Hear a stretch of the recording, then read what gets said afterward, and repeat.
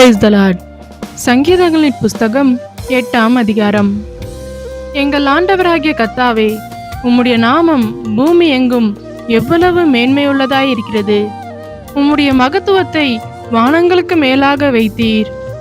பகைஞனையும் பழிக்காரனையும் அடக்கி போட தேவரீர் உம்முடைய சத்துருக்களின் நிமித்தம் குழந்தைகள் பாலகர் வாயினால் பெலன் உண்டு பண்ணினீர்.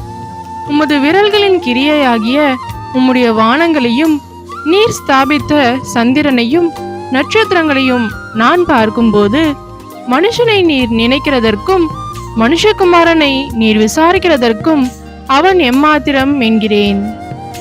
நீர் அவனை தேவதூதரிலும் சற்று சிறியவனாக்கினீர்.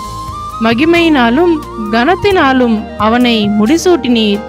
உம்முடைய கரத்தின் கிரியைகளின் மேல் நீர் அவனுக்கு ஆளுகை தந்து சகலத்தையும் அவனுடைய பாதங்களுக்கு கீழ்ப்படுத்தினீர்.